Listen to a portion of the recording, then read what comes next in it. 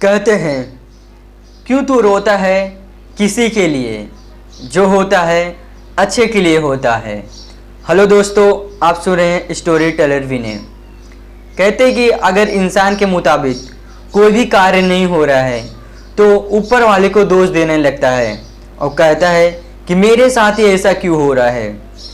और अगर उसको ऊपर वाले पे विश्वास रहता है कि जो करता है ऊपर वाला अच्छे के लिए ही करता है।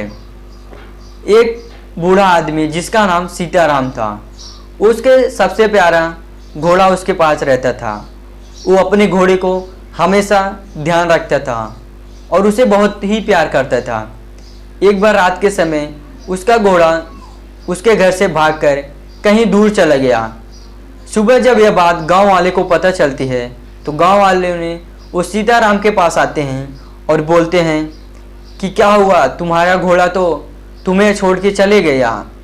फिर उसके बाद सीताराम ने सहज में ही जवाब दिया कि कोई बात नहीं, जो होता है अच्छे के लिए होता है।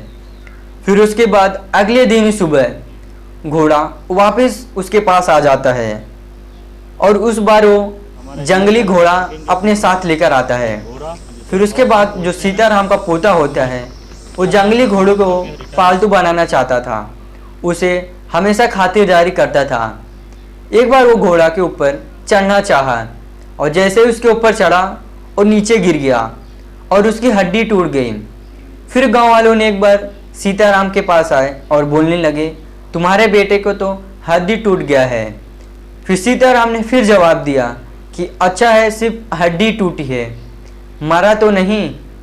फिर उसके बाद कुछ दिन बाद ये गांव में आदेश आता है राजा की तरफ से कि सभी नौजवानों को सेना में भर्ती होना है। फिर उसके बाद गांव वालों ने फिर सीताराम के पास आते हैं और बोलते हैं, इतना शुभ घड़ी लेकिन ये तुम्हारे भाग्य में नहीं है।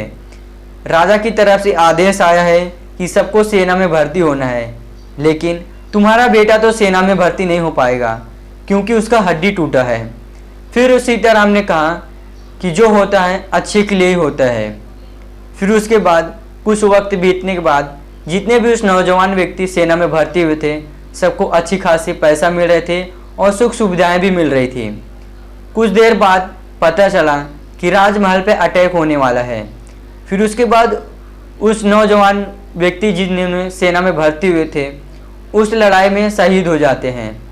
फिर गांव में जब बात पता चलती है कि उस सेना में जिन जिन लोग भर्ती हुए थे सभी मारे गए हैं, तो एक बार फिर सीताराम वही ऊपर वाले से शुक्र करता है कि अच्छा हुआ कि मेरा बेटा सेना में भर्ती नहीं हुआ, वरना वो भी आज मारा जाता।